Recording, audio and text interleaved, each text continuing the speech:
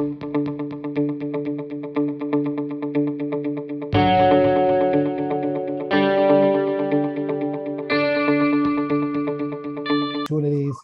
experiences for all youth and children and families, I'm sorry.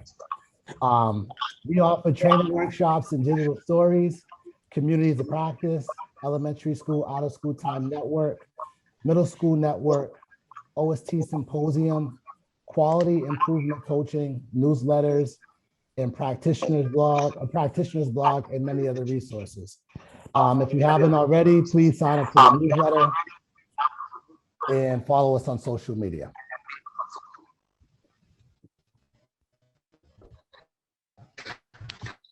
Just a quick Zoom, some quick Zoom reminders.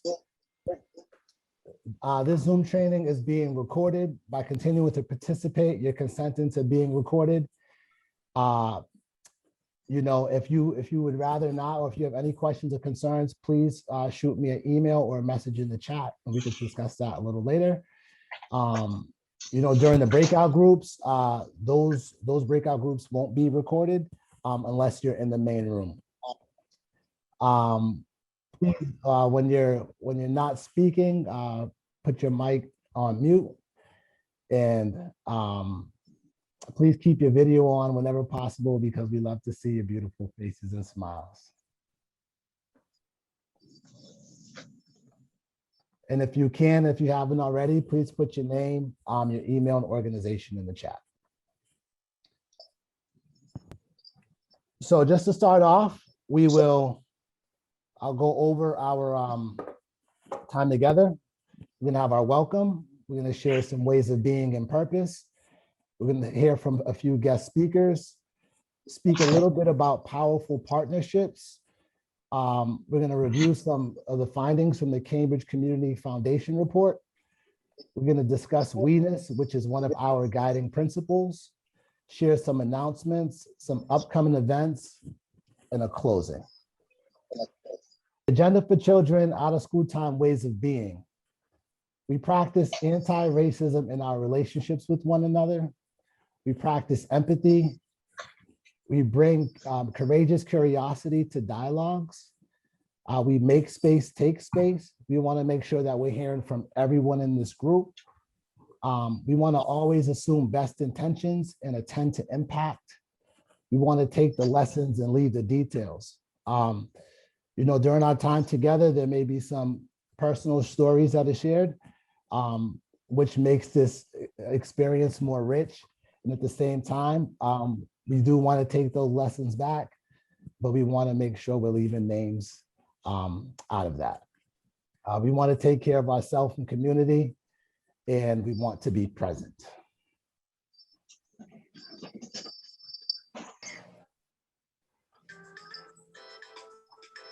The purpose for today's meeting, we want to really begin to build this relationship as a network, right? A lot of us are doing some amazing things, like I've mentioned before in Cambridge, but there's so much promise when we're working together. We want to learn more about the network and stakeholders involved, which is everyone on the Zoom. And we want to reflect on experiences and scenarios that minimize access to out of school time opportunities.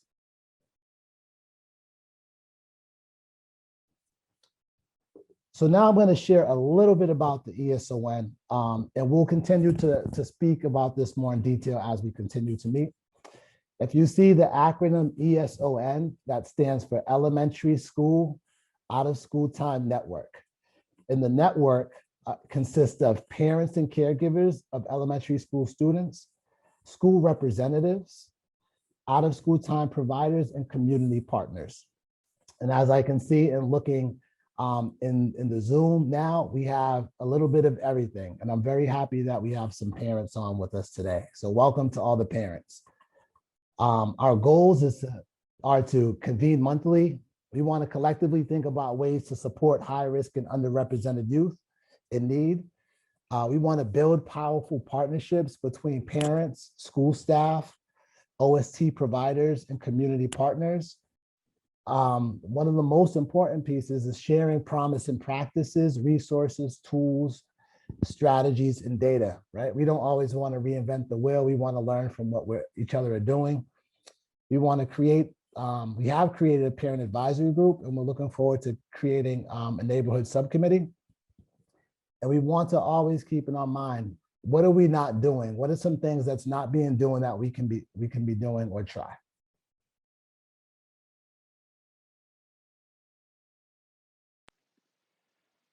So go ahead, Sean. Oh, no, I was just going to introduce you, Kari. Okay. Now I was just looking at this this beautiful horizon here over the city with the sunset. Um, Good morning, folks. I'm Kari Milner. I'm one of the co-directors of the Agenda for Children. Been working closely with Sean since he's come on with the elementary school OST network, and I'm really excited to see everybody here today. Special welcome again to the parents and caregivers, also to our friends from the schools, family liaisons, our principals and other school-based staff. Districts folks are here too, and we have the out-of-school time community at large, DHSP, community-based folks. So many people you see here. So continue to kind of scroll through the chat if you want to get a sense of who's here, and then we will have some breakout groups, as Sean mentioned, so you get to meet some more people more closely. I'm given the privilege of being able to just hand the mic over to a couple different people to have some words of welcoming and to support the overall effort here. I want to start with the superintendent of Cambridge Public Schools, Dr. Kenny Salim. Dr. Salim has been a strong advocate for our work to support our young people, to support our family and our providers. And during this time of a lot of stress and a lot of challenges, the district still saw it important to help us get the elementary school OST network going. And we're very thankful for that opportunity, and we will make the most of it. I can make sure that we make that promise, I should say. So, Dr. Salim, let me hand it to you. Thanks, Kari, and thanks, Sean. I'm really excited to be here for the kickoff and the launch of the elementary school out of school time network. As many folks on the screen know, that one of the real pillars of our district plan is family and community partnerships, and one of those initiatives is actually developing this coordinated system of partnerships to support students and families so that we can expand equity and access. And we know that now more than ever, deepening and strengthening the partnership between and among schools and DHSP, our out of school time community and families is critical as we map out the work that's going to be happening this summer and into the next year and into the years to come. When I was thinking about this time together, I was thinking about a couple of years ago when we actually had at our admin council our elementary principals and a number of OST partners, DHSP partners, coming together and doing some of the seeds around what would eventually grow into this idea of the elementary school out of school time network. And so just really, this is a real important milestone, a real exciting moment, and really just really strong work that's already been established, whether that's through the Agenda for Children and the middle school network, the partnerships that exist at the school level, and just a real opportunity, I think, to look at this systemically, district-wide, citywide, so that we're really centering the needs of students that we know have the greatest needs, and centering our work around equity and racial equity, and to continue to become an anti-racist, not just school district, but community, to be able to do this work effectively. And so, I often say that one of the most unique aspects of Cambridge is just how robust and rich the community partnership is, and just the resources that exist. And so to be able to have this new structure and this new work launching is just really, really thrilling. So thank you, Sean, thank you, Kari. Look forward to learning more and engaging with all of you over the course of this day. Great, thank you, Dr. Salim. for the words and the ongoing support. I also want to share some air with Ellen Semenoff, Deputy City Manager and Head of the Department of Human Services. Ellen. Thanks, Kari. It's incredibly exciting to be here today. This was a long-time dream of Kari and Susan and of many others, that we would actually be able to create the elementary school network. The success of the middle school network in creating a shared focus of both the out-of-school time community and the schools on the needs of young people, and our ability to have staff who are actually dedicated to making the connections on behalf of children. And a big shout out to Damian Magine today, to Damian Magine, I'm sorry, because their work and Annie's work leading this has really helped us see how important it was to then create the elementary school network. We heard from the elementary school principals. I think it was a number of times, but back, I think, at the Agenda for Children Symposium, I think in 2019, when we all sat together around those long tables over at Leslie, and the enthusiasm for what could partnership look like was really palpable in that room. And I'm thrilled that we're building on that today. And I think that the development of the network, especially the focus on the partnership with families, because that's a big piece of this, which wasn't necessarily always the focus in quite the same way earlier. And I think that's critical. And we've seen how important it is, particularly through the pandemic, that the partnership between families, between the family liaisons, the principals, the leadership of Robin on this, and of Debbie, has been critically important as we all try to help meet the needs of the children and families in front of us. And who better to lead this effort than Sean? I think all of us want to claim some piece of Sean. And I just want to say one of the things that's so exciting here is that Sean has demonstrated before he came to this position, his ability to be the connector and his ability to hold equity and inclusion at the center and his ability to hold the importance of families. He helped ensure that dads played a critical role as a part of our Center for Families work and Baby University.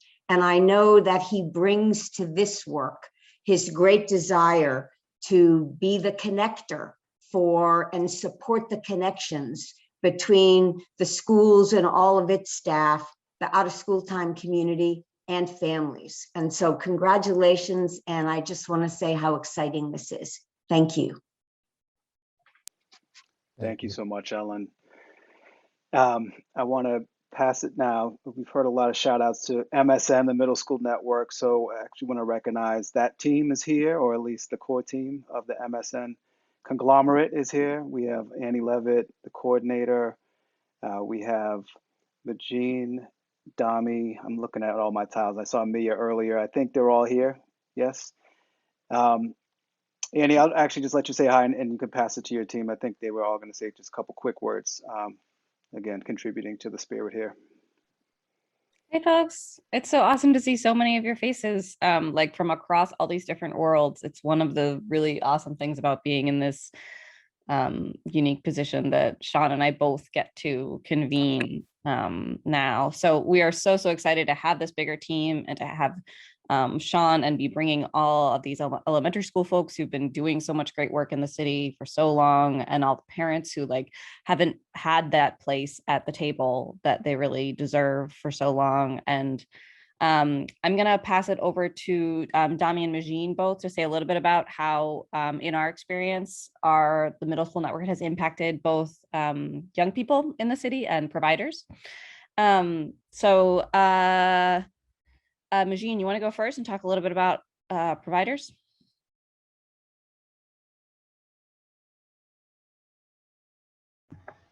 Okay. I'm the youth connector for Moses, DHSP, as well as Putnam Ave. And in terms of support for the providers, I think that MSN has been a great space for providers to connect with each other and learn from each other, learn from each other's experiences, as well as sort of be the sort of safety net for young people in terms of passing young people through the programs and sharing experiences that they've had with young people, as well as experiences that they've had within their own organizations, being able to share that with each other. And so I think those are the two biggest successes that come sort of out of the network for providers, is that it's just a sort of a safe space for them to support each other and learn from each other as well. And I'll pass it to Dami. Hey, what's up, everybody? My name's Dami. I'm the youth connector for Frizzoli, DHSP, and Cambridge Street Upper School. And I think for young people, they just know who works for MSN, and they come up to you, like, especially in the middle schools want money, so they're like, hey, I need a job. Like, what's going on with the jobs? Like, I catch myself, because they can, as a youth connector, they see me in the building and after school, and now like virtual programming on the fields. They're like, I could be walking the field like, what's up with May's program? When is May's program starting? Like, they find all these people who are not necessarily teachers, but still love them and want to put them in these programs that are going to help them. And we help them find these unique programs that they would never thought of. Like, okay, I see you flipping on the fields every day. You want to get into gymnastics? We have a gymnastics program. You can't pay for it, don't worry, but we can help you figure out how to pay for it. Like, I think young MSN is really that bridge of the gap that, like, okay, don't worry what your parents are gonna do. We're gonna help you fill it out. All mom and dad or grandma or grandpa gotta do is sign the paper. Yeah.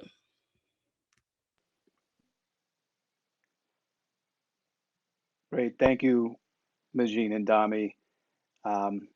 Me is also a member of the team, supporting in all different kinds of ways.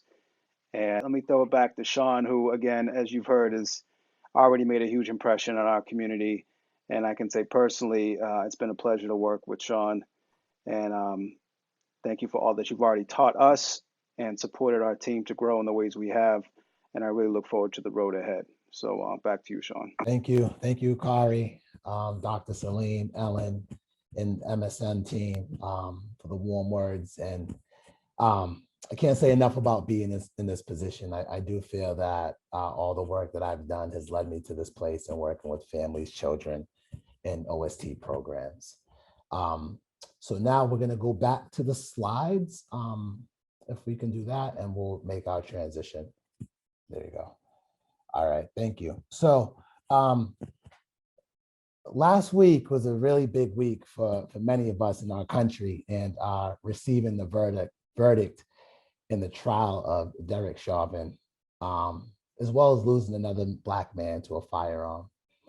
And we won't really get into this and speak about it specifically, but I do feel it's important to voice that many of us are affected by this. And, you know, I personally wanted to let you know that you're not alone. You know, when I see these guys, and it's not just these two, there are many more. But when I see these scenarios play out, you know, one of the first things I think about are the children, right? These children, you know, don't have their father to pick them up and drop them off from school or to after school programs. They don't have the opportunity for their dads to read them books or just talk through things, right? They're missing out on those experiences that we all yearn for. So as this work is really important, I do think it's important to, you know, keep in our mind, you know, what our staff and families can be affected by, what they can be going through, and always to keep this in the back of our mind, because these aren't necessarily things we speak about, but a lot of times they're things that we'll be holding. Next slide, please. Thanks. So now we're going to watch a short video featuring Karen Mapp. Karen Mapp is a senior lecturer on education at the Harvard Graduate School of Education. She has done a lot of work around family engagement and powerful partnerships. So we'll just watch this very short video, and then we'll break out. We'll do some breakout groups.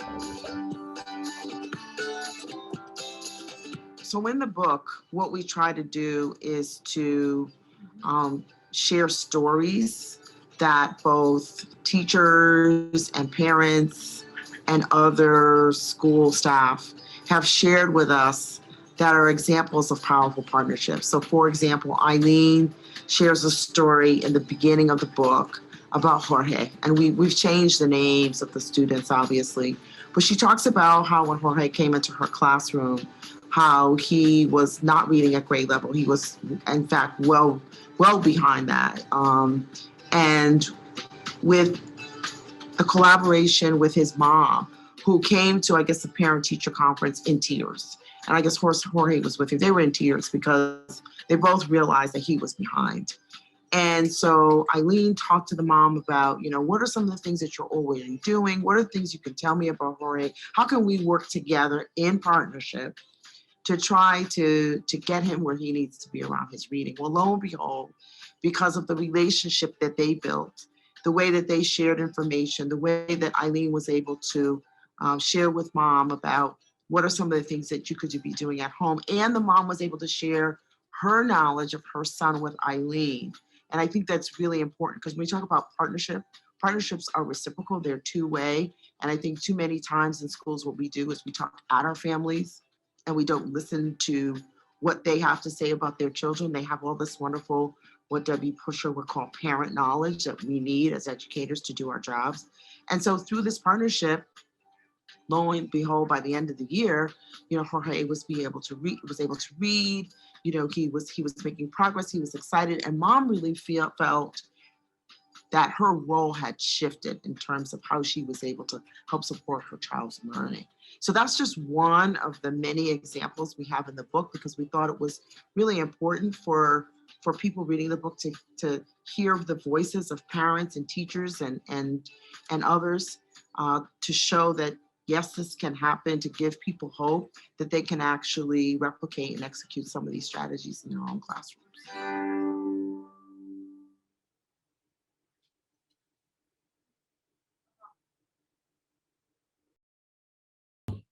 So now we're going to go into some breakout groups. And in these groups, I would like for everyone to introduce themselves briefly. And it's important to share your name, whether you're a school staff, OST provider, or community partner, or a parent. I think it's good to get a sense of who's in our groups. Also, we want to answer, did anything in the video resonate with you? Share a powerful partnership experience you had or witnessed. Why are these partnerships important? And what we're going to do is at the end of that, when we're going to ask for one person in each group to summarize what they heard or anything that stood out. And let me check the time. And at 10:55, I would like everyone to take a 5-minute break to use the bathroom, get a drink of water. And then when you return, we'll come back to the larger group. Any questions? No? Okay, so we're going to go into the breakout groups, and I'll put the questions in the chat. Thank you.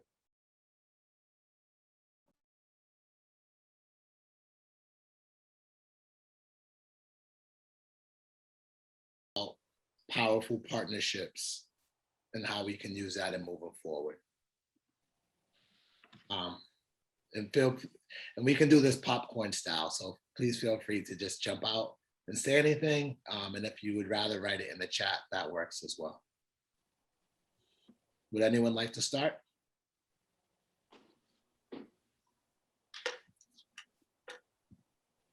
I can go, Sean. So my name is Justine over at Tutoring Plus.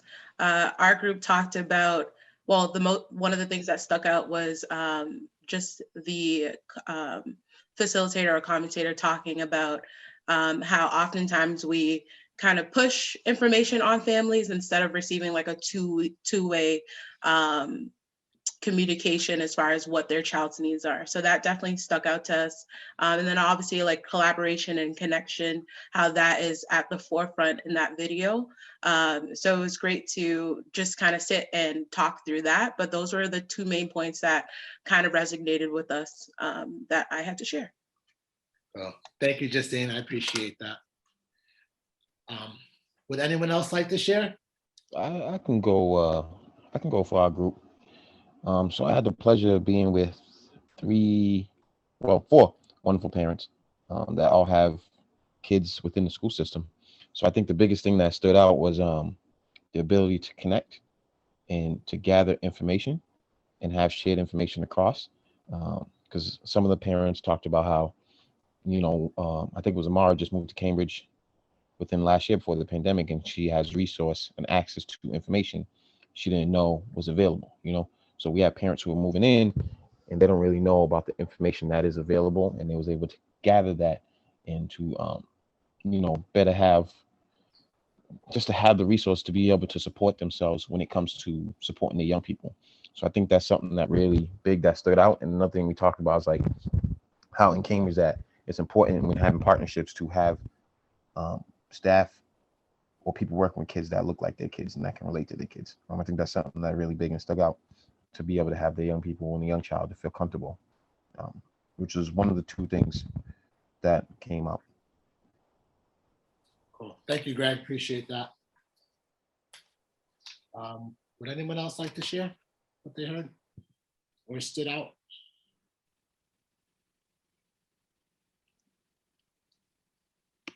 I'll share something.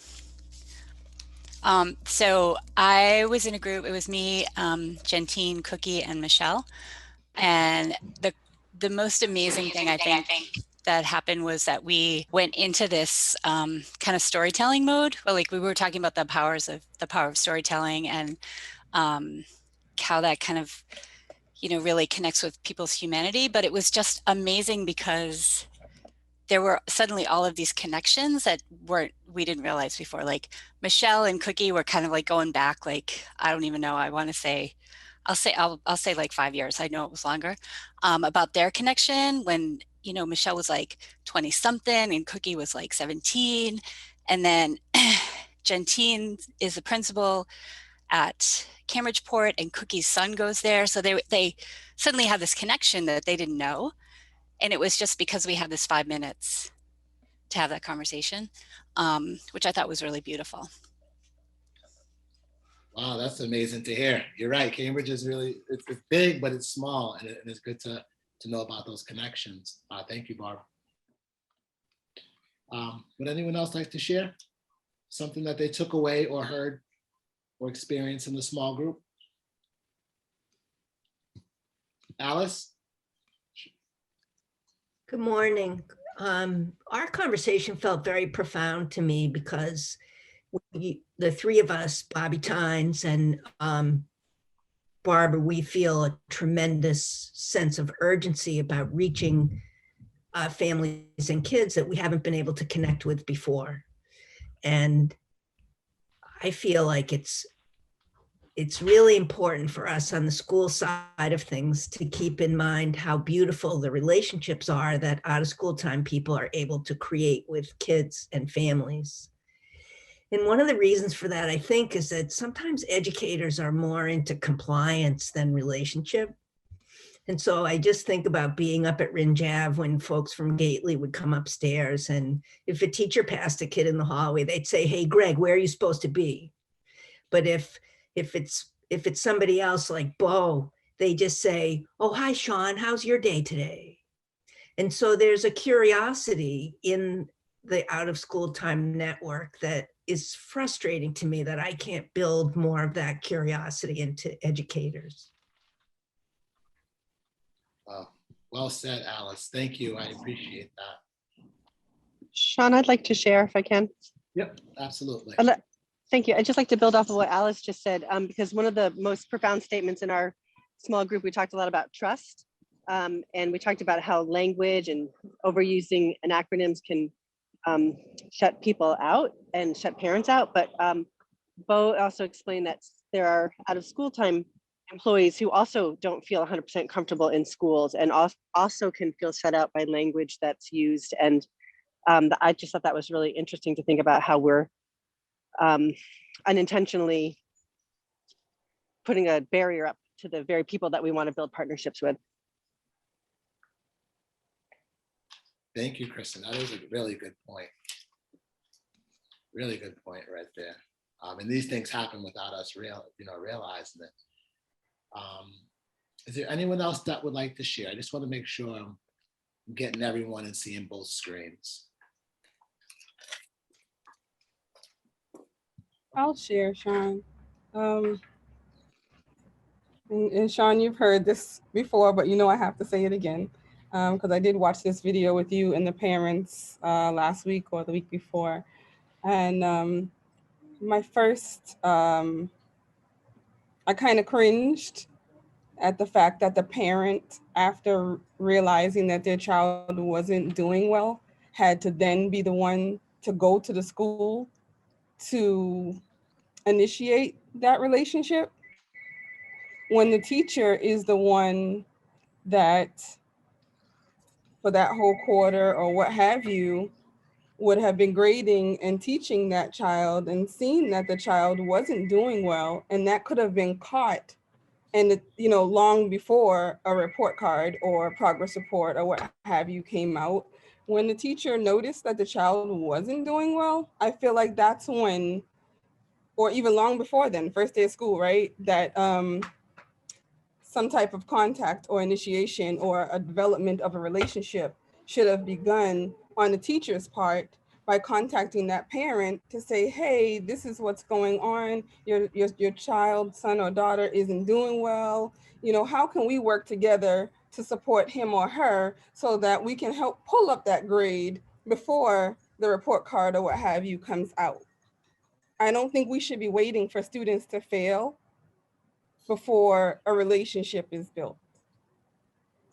Thank you. Thank you, Zalika. Appreciate that. Okay, just want to throw it out there one more time before we move, but we're doing pretty good on time right now. Sounds Sean, good. I can add something real quick. Okay. Just in all the years we've been doing this work across our community and thinking about, our shared students, as I often say, one thing that Dr. Matt brought up and Zulika speaking to is the issue of reading level and the issue of sort of how a student is doing academically.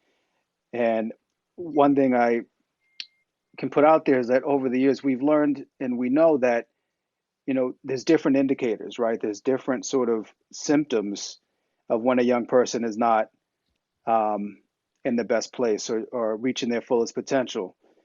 And those things manifest in school, they manifest out of school, they manifest at home. And it's important that we have close ties between all three of those places as much as possible for our young people, for them to succeed the most. And part of what I think was behind her story, which I think was brilliant of her to bring it up this way, is using reading level as a way of really a barometer of like how strong the relationship was. And, we know that when the reading improved, I'm sure a lot of other things improved as well.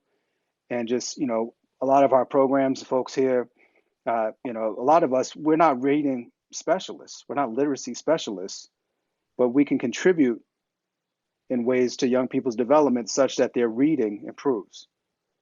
And there's research out on that, but we also know that on the human side, we can create conditions. We've already heard a lot of comments on the reasons why and the ways why, but that's also what's exciting about, for me personally too, coming back into the elementary grades in this network space, in some ways where we started a lot of our work with the Agenda for Children. Well, absolutely, Kari. Thank you for that. And that's actually a really good transition into what we're going to speak about next. So Cambridge Community Foundation has conducted a report based on equity and innovation, and Cambridge ranks top 25 in leading innovation capitals in the country. This report provides data on the impacts of its economic success And this report provides, provides insight to how things have changed, as well as how there's racial divide in parts of the city in the education system. So today we're going to review some of the data, not all of it. This report has tons of data, but we're going to review some of it and have a discussion around it. But if you would like, the link to this whole slideshow is going to be in the chat, and there is a link for this report. So if you would like to see it, it's just right there in the blue. If you go to the slides and click that, you'll have access to the whole report. Next slide, please. So Cambridge's Black student population has declined as a shared total of enrollment.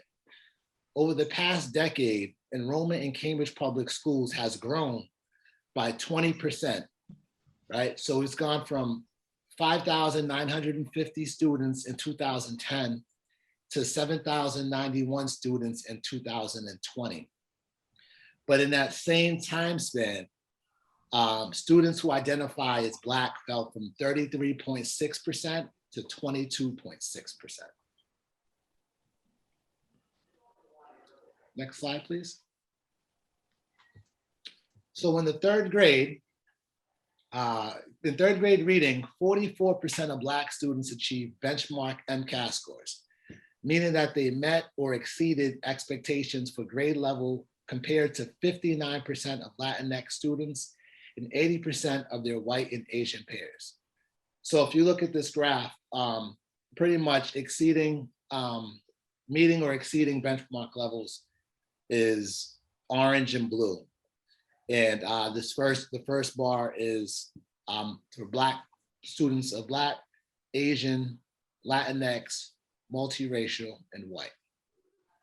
And like I said, if you would like to look into this further, the link will be there for you to actually check out the whole report. Next slide, please. So on the other end of that 44% of students, Black students meeting or exceeding those grade levels, it's 56% that are not, right? So in this report, it stated residents commented extensively on this topic. A lot of very inflamed, explosive issues come up around the schools, said one. But my frustration is with our failure to do deep, thoughtful, creative work that's required to level the playing field, generating more opportunity and strengthening the academic career and life prospects of all kids. Thanks. So that's it for the slides, but we just wanted to share this with you, and it's not to point anything out. Like I stated, I know a lot of people are doing amazing work, but I think one thing about being in this space is that we don't have to hold it ourselves, right? We have school staff and we have out of school time programs that are in this call, and we want to really think about ways that we could work together to improve these numbers. But before moving on, I thought it would be nice to hear a personal story from someone that's a resident and works for the schools around personal experiences to reading. And now I'm going to ask Zulika to share briefly about her experience.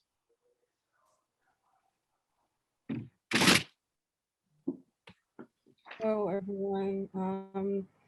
As Sean mentioned, I was invited to share my experiences, not only as a CPSD OSS parent, but as a former CPSD special education student. I want to start by saying that yesterday, I was named to Bunker Hill Community College's Phi Beta Kappa Honor Society's all mass academic team.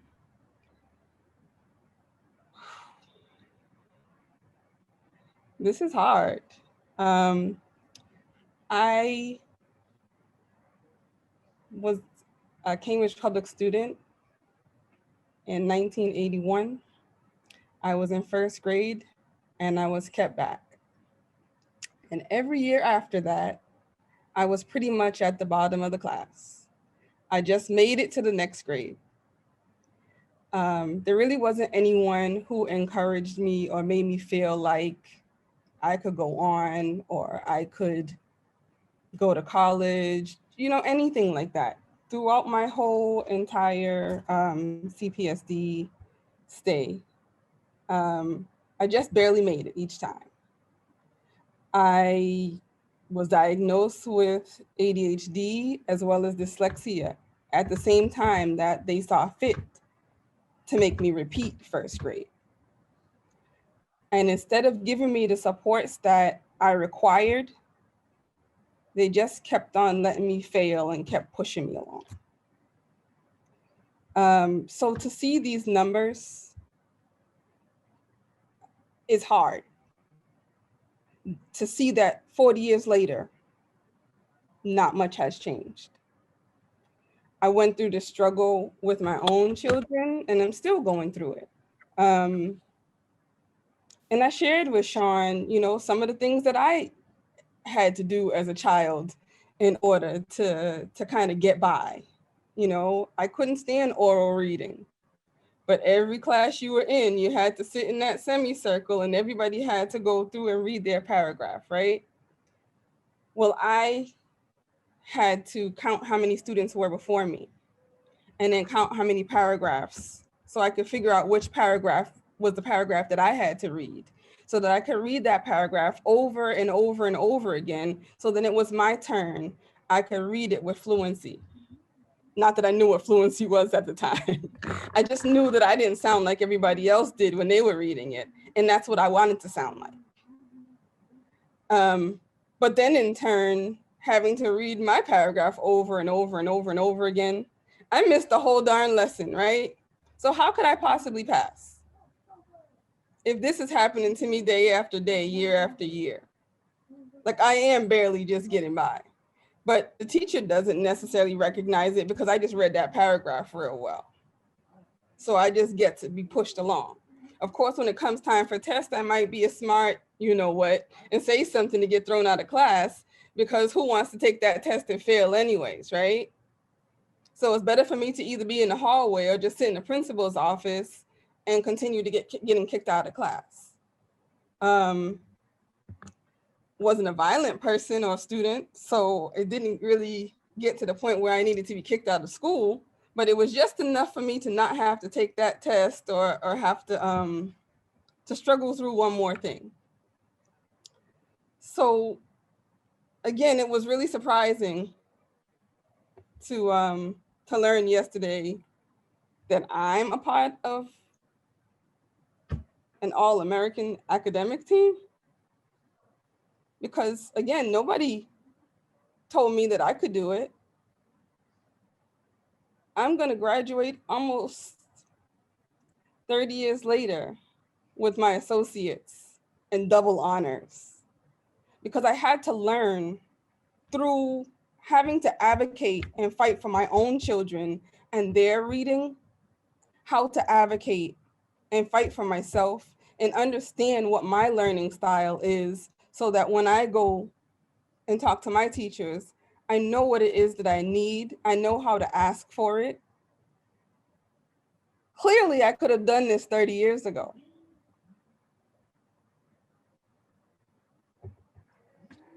Thank you.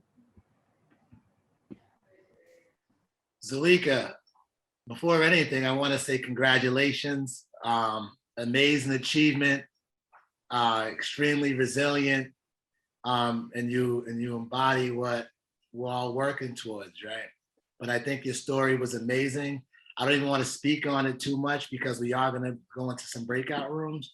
But before moving on, if anyone wants to share anything or say anything to Zulika, this is definitely a curveball on what I had planned, but I do think you deserve that. So I know I definitely want to give you my congratulations, and you're doing amazing work, and it's an honor that Cambridge is lucky to have you working with families who need those supports.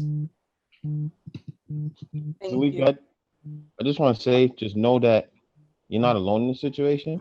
And it would have been amazing if other people who felt like you were able to communicate and connect with one another, because it would have made life so much easier for everyone. But it's not that, you know. Being pulled into the small classroom is not easy when your friends and your peers like, hey, something's different. So I commend you for speaking out and sharing that. Not everybody be willing to put that out there. Little lady. I just want to say, Zulika, congratulations. And you're, Greg, you're right. Zulika, you're not alone. I'm right there with you. And I also want to say how lucky we are to have you on our team, because you're a fair, you're so powerful. And our families are really, really lucky to have you. So I so appreciate you so much. I just want you to know that. Great. Thank Hi, you. I'd like to. Oh, sorry. Yeah, I'd like to say something.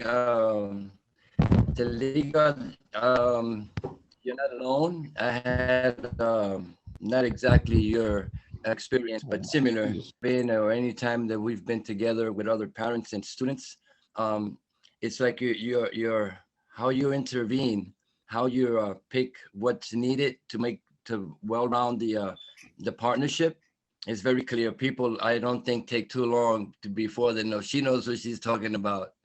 So I feel very comfortable anytime I'm around you in terms of like servicing or being receptive to people's all sorts of inadequacies. Again, it's not by coincidence that we're still working on emotional relation, and social skills. And you got it. You got it down packed. So keep on the good work. Appreciate your company.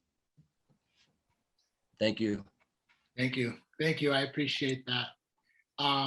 So just for the sake of time, now we're going to go back to some small groups, and we will share, we'll answer a few questions that will be in the chat. But please, when you're in the small groups, just introduce yourself, whether you're school staff, OST, or a parent. Okay. This is a bigger group, but I think if it's okay with everyone, we can just have the conversation here. Does that work? All right. So if we can just go around and introduce ourselves. Like I said, the questions are in the chat, whether you're a parent, school staff, OST, or a community partner. And did anything stand out? Did anything stand out with the data? Is there anything you would do differently knowing the data? What roles can OST programs and staff play to support children reading and as learners? And how can schools and OST programs partner to support impacting these data trends in our shared students? Would anyone like to start off?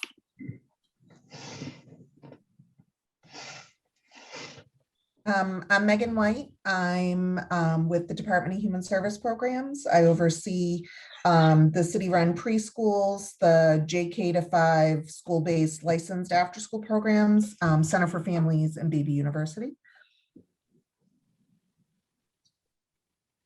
I'm Zakia Witherspoon. I'm the family liaison at Tobin Montessori, and I'm also a core organizer of the Cambridge Families of Color Coalition. I'm Ronit Veldi. I am a community partner through Girls on the Run Greater Boston. Hi, I'm Cookie and I'm a parent.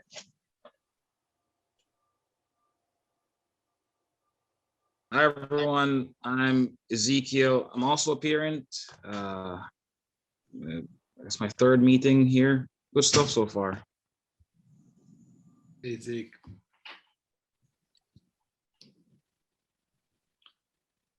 Would anyone else want to introduce themselves before jumping into the questions? My name is Susan Richards. I am one of the co-directors of the Agenda for Children, and probably more importantly, I am a mother of 2 children who have come through the Cambridge Public Schools and the out of school time programs in the city.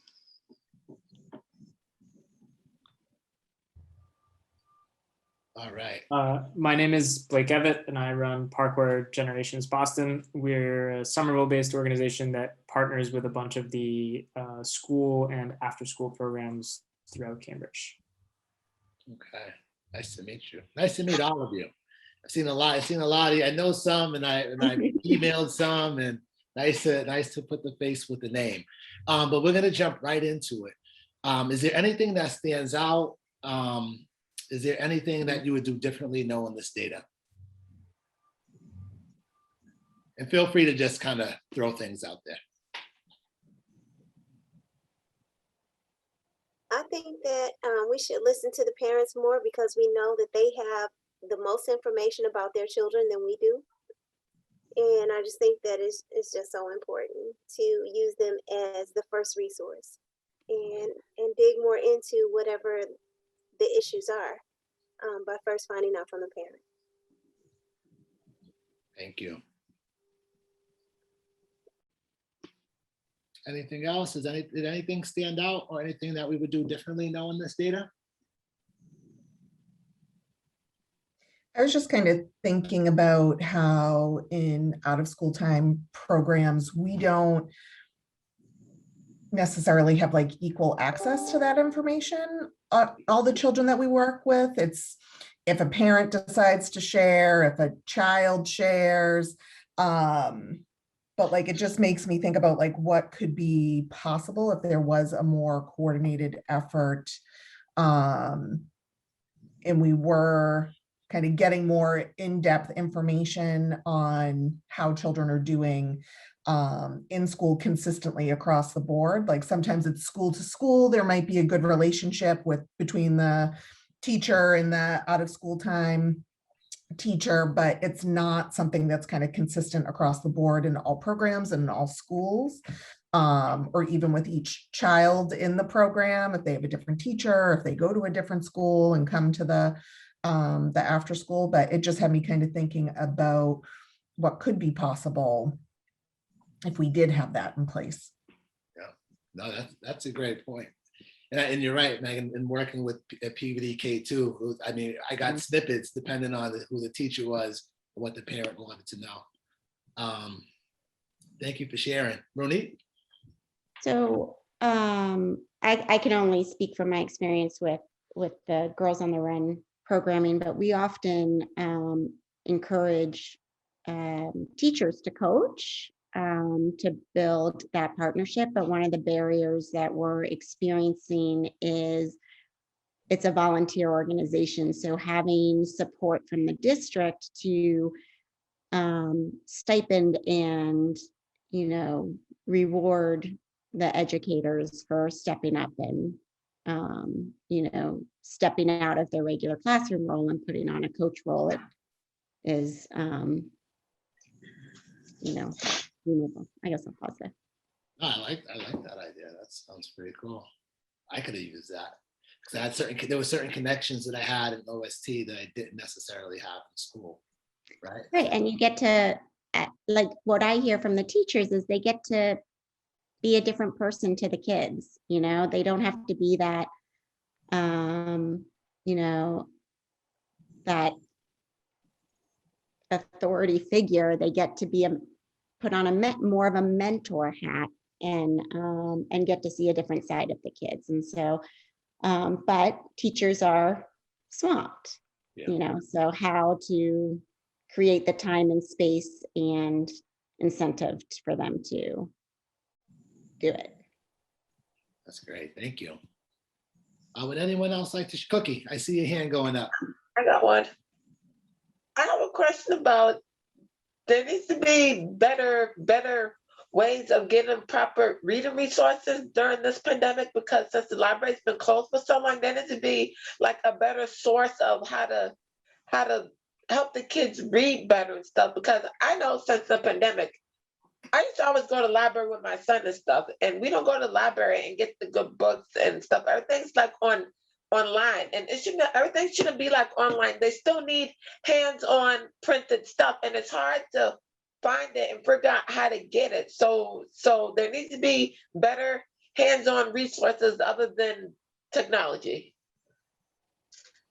That's a great point, Cookie, and you're right. And I think sometimes it's like the experience too, right? It's like we're going to the library for the book, right? But you kind of like make something out of it, right? Like it could be like a trip to the library. And yeah, because you got to get there, and then you got to do this. Because lately, it's the one thing I missed is going to the libraries, and when I went to the libraries, we read more and we did more fun things and stuff. Everything's now online and stuff. And I'm still trying to find a book club for kids. So that's my thing, is figure out, or if someone can email me or tell me where I like the book clubs for kids, not for adults, for kids.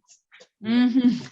That's what I want. That's what I'm looking for. That's what I'm trying to do for my second grader whose reading level has dropped the level since quarantine. I'm trying to get him back up to the same. I'm trying to get him to read more, and I just don't know where to begin. Appreciate it. I appreciate that. Thank you. I think we have Susan, then Obama. So looking at the Cambridge Community Foundation report and listening to Zulika, it's really disturbing.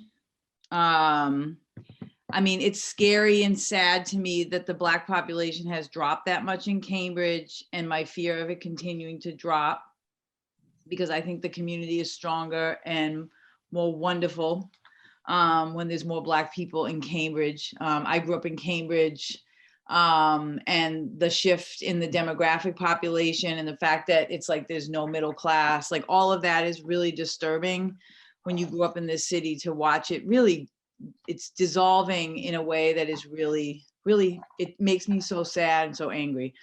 And I think that the academic outcomes from the MCAS data that you showed, this is a trend that has been persistent and problematic in this city. And to listen to Zulika, it's clear, and I've witnessed it as a mother, I've witnessed it as an after-school worker. The expectations of Black and brown children in this city are low. Like people, like to listen to Zulika's story, that is like, she's not alone, like people said. Like people have low expectations. Like people are not actually expecting, like she said, I could have done this 30 years ago. She could have done that when she was in first grade. She could have done everything, and she lost so much time because so many people didn't believe and didn't support and didn't make sure. And my experience has been that after school workers who have, there's a lot of encouragement and love. Like Dami said love because there's love, there's encouragement. It's our kids need after school people because there's often more Black and brown people working in after school who show love and have higher expectations. And in the end, that's like, to me, one of the biggest things we have to do. And yes, Cookie, like you need books, you need to be able to support your child's reading. We need to do better with academic outcomes. But fundamentally, if you don't expect anything from a child and you just keep punishing them and marginalizing them, you're never going to find out what they're capable of. And so I think it's a huge problem. And I think we need to start having like more honest conversations like this about the truth. And it's still happening. It's still happening. And I'll tell you this, my kids are biracial. My daughter is 23 years old. She's in graduate school and she has her first Black teacher, first in her life this term at Simmons College School of Social Work. Never once in the Cambridge Public Schools, never once did my Black daughter get to sit in a classroom with a Black woman teaching her. And that has a long-term impact on her identity, on her, feeling like she belongs, that she can, like Zulika said. And it's a really important, she's not alone. And like, what's the impact of that? And what are we going to do to change things in Cambridge? Like we need radical change. Yeah. Thank you, Susan. Obama, I just wanted to give you the opportunity to speak if you're still there.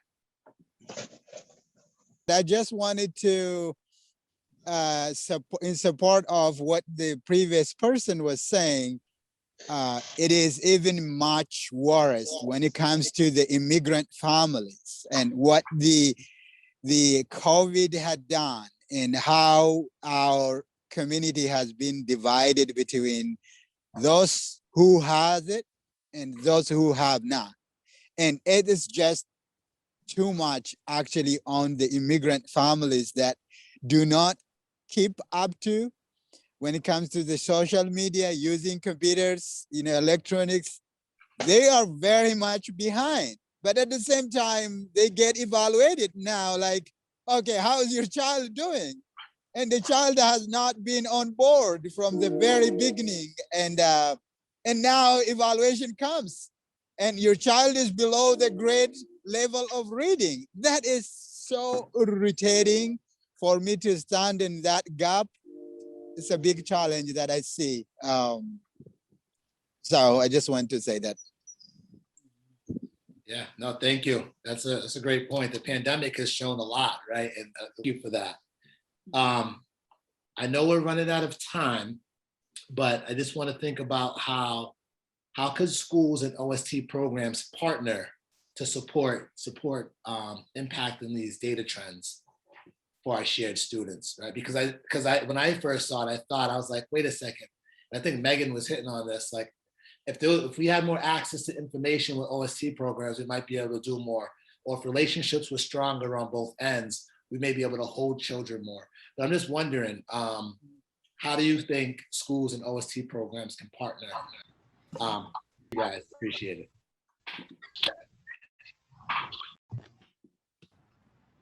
Share. Yeah, help us find better resources. It's going to be a total change. Absolutely, and those resources will look very different, right, than before. Because some things are turned in person, some things are still virtual. We have this hybrid model. The restrictions are different, so some kids can, have access to some things that others can't. How do we figure out who gets that access? But you're right. Thank you, and welcome back, everyone. I hope you enjoyed your time in your small groups. I know I did with the group that I was in. But due to lack of time, I really want to jump in, and if anyone just wants to share anything that stood out in your small group. And I can only see one screen, so please feel free to unmute yourself and share anything that stood out. No, I'm thankful to meet all the new people today and the different managers, heads, social workers, just everybody who's involved in this. Sean did mention that there's a lot of you guys, and seeing your faces and names definitely helps me know that there are people out there who are actually doing things. So I definitely appreciated that. One of my first meetings, I remember one that he said that he likes that we're having the conversation, but he wants to see progress. And I feel like I have seen progress today because I got to see the people who are behind the scenes getting it done. And I'm definitely grateful for that. The spreadsheets, everybody sharing. So yeah, and when Cookie brought up the whole libraries, yeah, I used to go to the libraries with my children as well. So, and I didn't realize that she's right. It's all online now. So definitely hoping to see what comes out of that. And thank you guys again. Thank you, Zeke. And Zeke is one of our parents on the call today. Appreciate you.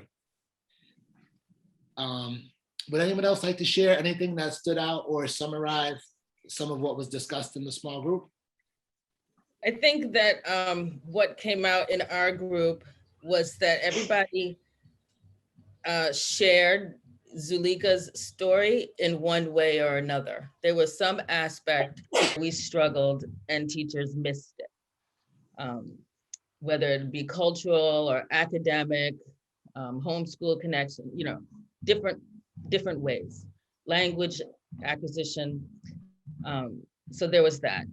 And I think in terms of what we came up with for OST and how OST can be helpful is, again, that parent relationship, whether it be inviting parents in for listening conferences at the time of registration before the programming starts, or having, I know there are orientations, but orientations that are a little bit more focused on home culture, just bringing the parents in. And I shared that as a parent who had kids in many after-school programs, I never knew any of the providers' names or had any particular relationship with them beyond, hey, how you doing? See you later, pick up and go. And I think I would have thought about them differently if I had been invited in and brought in as a partner, and not just sort of, pickup, touching points only at pickup. Yeah, that's a great point. Thank you for that. Very, very deep. Okay, Nicole. So it's kind of on the other side of what Marguerite was saying. I was kind of saying that sometimes the after-school people are the only ones who have access to seeing parents, because there's no bus service, and that they have to, they get some FaceTime, and that we can all be really valuable to each other. And if we could, I was with Wendy and Daniel, and I was just thinking if we all could be together for like RTI meeting. RTI is response to intervention, just in case that acronym isn't familiar with everybody. I mean, we've had Bo at some of our meetings in the past and things like that, but I think it would be really helpful for, full teams, because we are serving all the same kids. If when appropriate, bring in the out of school time people and have those conversations so that we all know the stories so we can be more helpful to the children. That's a great point. And I think that's absolutely one of the, main points of doing this is for that, to think collectively and partnership. That's the theme that I'm hearing. A lot about partnership. Zulika, I think your hand was raised. Yes, thank you. So this isn't necessarily something that we talked about in our small group, but it was something that I actually meant to mention when I spoke earlier. It was something that you and I had talked about, and I think it was one of the reasons why you wanted me to speak.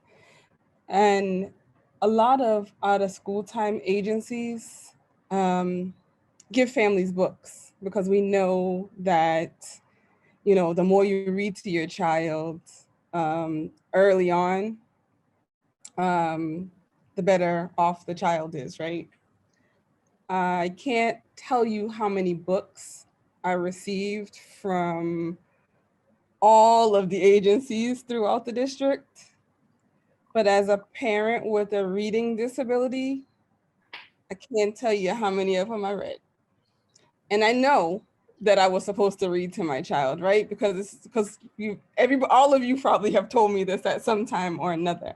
But when you have a reading disability and you don't feel confident in your reading, your fluency, it's not what it should be. For me, the last thing I wanted to do was teach my child how to read like me. So I chose not to read to them as often as I knew that I should, because I didn't want them to think that that was how reading was supposed to sound. So it's great to give families books, but also making that connection, having that conversation with families, maybe asking families, what was reading like for you, as a child? Did your parents read to you? Do you like reading? Things like that. So you can better assess whether, and I'm not saying don't give the books, right? But you can better assess whether this is going to, how this is potentially going to help that family. Maybe in addition to giving books, showing families how they can access read alouds. You can go onto YouTube and find a read aloud for this book, and you guys can flip the pages as the other person reads it, right? Just really making sure that we're giving families the tools that are really going to help, because just giving books and having story walks and all these lovely things, like I went to them all, but I didn't necessarily sit down and read with my kids. Can I say something about, just a little thing about that? What I've done with ESL, when we've had events for ESL families, is to give wordless books. And so that way they can go through the pages and do illustration walks in their native language, in English if they want to. The kids can teach the parents the English they're learning. The parents can respond in the native language. It doesn't matter what level of literacy you have, you're still engaging with language and around the book. So that's just one thing that I've tried. Yeah, I love wordless books. I love it because you can also change the story up every time that you read the book. But that's a great point. So thank you all. I wanted to mention real quickly that another thing keep in mind, if whatever article or whatever the person wants to read, whether the parent or the child, it's something, whatever it is that they like. If it's cars, if it's airplanes, if they like it, they're more than likely going to stay connected with it. So there have to be books, there could be magazines, anything with, of course, that has writing on it, but something in the subject of that the person may like, whatever that may be, food, cars, or whatever. Thank you. Absolutely, interest is key. Mm-hmm. I just want to ask if any of the principals on the call want to say anything before moving on.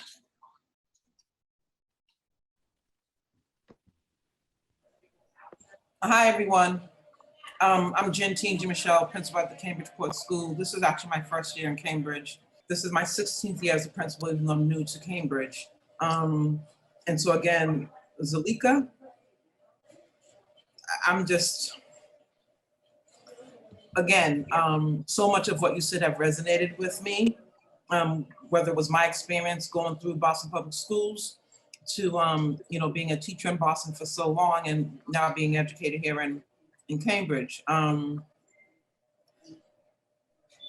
What I just heard you say was so profound about we give resources, but how do we ensure that our families know how to use them, right? And how do we support families in using them?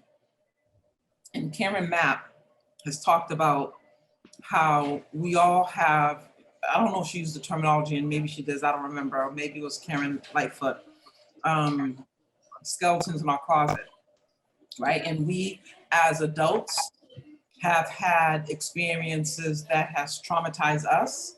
And so when we have our children, and we want better, we want our children to do better than we did, right? Everyone wants their children to do better than they have. But it takes us a while for us as the adults to recover from our experiences in the schools, right? And there's work that we need to do as adults to better ourselves.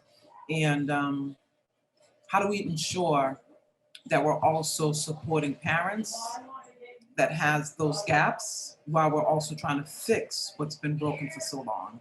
So that just stands out to me. And so again, thank you for having this, Sean, because talking with, I mentioned to the group that the work that needs to happen is beyond the four walls of the school.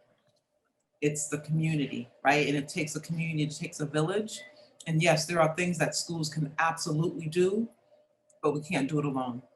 And so thank you for creating the space for us to have this conversation and coming together. Thank you. Thank you, Jantine. I really appreciate that. And you're right, it's definitely a collective effort with everyone on this call, as we're all supporting the same children. All right, so time is a little bit of a factor, but this is all great stuff. If I could keep you guys all for another hour, I would definitely do so. But I know I can't.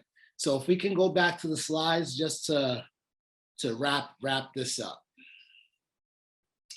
So the elementary school out of school time network is anchored by 7 guiding principles that shape our work to approach serving children and families across the city. One of those principles is we-ness, and that's we maintain a spirit of invitation and welcome for people that are committed to uplifting these guiding principles. This includes meeting people where they are with respect and goodwill, honoring people for what they can contribute, and weaving connections within across individuals, institutions, and communities to respond. Kari, the floor is yours. Yeah, let me not take up too much space on this floor, but thank you for clicking onto that link. You all, once you get the slide deck, or you can just go on your own in your browser, can find the Agenda for Children Out of School Time website. There's a section for the elementary school OST network. There's lots of sections up there supporting our PD, the stories of family partnership, tons of resources. But what's being highlighted here are the 7 guiding principles. They are right there. These were developed towards the beginning of COVID, and throughout we've been tweaking them, and Sean was able to inherit these and continue to build off of their foundation. You can see that there's some familiar ones there, but you also notice, we won't read every word here, but there's some really important and powerful themes that we will continue to immerse ourselves in while we do this work in ESON convenings, as well as in between those convenings. So just wanted to make sure you had a mental and actual picture of the website and where this stuff rests. And the concept of we-ness was a new one that we brought together, and it really is about that we have to have that village. We have to have the capital W, capital E to do this work. And in order for that to be real, it has to be spaces that are welcoming and that flatten power dynamics and that elevate voice, elevate stories, and elevate, in some ways, urgency for this important work we're doing together. Thank you. Thank you, Kari. So we'll just go to the next slide. So just so you know, Cambridge Public Schools in the Office of Mayor Siddiqui will be holding community fairs beginning May 8th. And you can check the link for more details. The ESON and MSN Summer Opportunities Guide is available. Please check that out and reach out to myself or Annie Levette if you have any questions about the opportunities on that guide. And the Elementary School Out of School Time Network has recently posted a position for an associate. When you get the slide deck, you can click that link and it will show you the job description.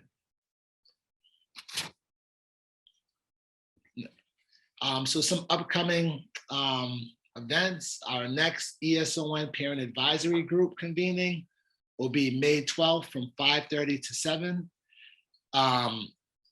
And we didn't speak much about this, and we will in moving forward, but we have started meeting with our parent advisory group. The meetings have been going really well.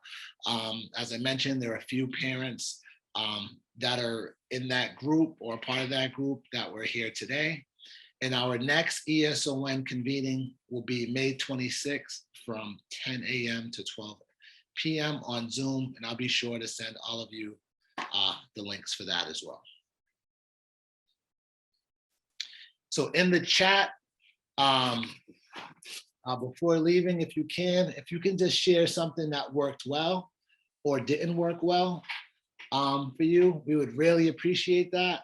But before doing so, I really just want to thank all of you for being here today. Like I've mentioned, the last 3 months, I've been dreaming of this day, like literally dreaming of this day. I woke up in the middle of the night last night with a dream about today. But it's, you know, we've been, Kari and I and the rest of the agenda team have been speaking about this for so long, and the power that this group has, right? We can really do some amazing things. And I'm just happy that we were able to be in this space and get the ball rolling. So really nice to see all of you. Looking forward to continuing to meet with you and seeing all the work that we can be doing together in the future. Kari, I'll let you finish it off, and then that will be that. Yeah, I can't add much more besides just the amount of appreciation that I have, that we have for our community can't be understated or overstated, I should say.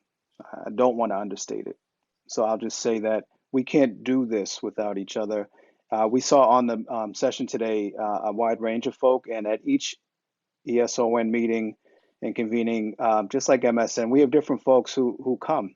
There's a core group that is always attending, and there's folks who can come when they can. And that's the spirit of our work, is we keep the doors open, we keep the windows open, y'all can come in. We do our best work when we're together. So we really do want you to, once you see the dates, put them in your calendar. Please do all you can to come join us. The network does not thrive without people contributing to it, right? It's not just about showing up, it's about what you give to it in order to get something out of it. And you heard and felt, I'm sure, the themes of today. Next session will have some similar themes, but there'll be new ones. And so we'd like to keep it fresh and we like to keep it moving. And at the bottom line is we want to keep it centered on our young people and our approaches of supporting them. As we come, toward this, like in this next phase of COVID and everything else, we are going to have an eye on the summer that will come up in the next meeting. And overall, again, just much appreciation. Susan Richards is also here, our co-director, and Susan, I know, has a lot to say all the time, but if you want to say anything, just as we close out, Susan, just as from the Agenda for Children, just to share that opportunity with you. I just want to say how grateful we are to have Sean Proctor join our team. He's walked in many worlds. He worked at the Cambridge Community Center as an after-school worker. He worked in the childcare classrooms up at the Peabody. He's done amazing work with families and is learning the schools in a new way, but he brings everything that's needed to build this powerful partnership between schools, OST, and families. So I am incredibly grateful for Sean Proctor. He's making the Agenda team a more special place. Thank you, Susan. I really appreciate that. Everyone, thank you for being here. Really appreciate all of you. Hope you have a great rest of the day. And if you haven't, please feel free to write something you liked or something that could have went better in the chat. Thank you all. Bye, folks. Thanks, everyone.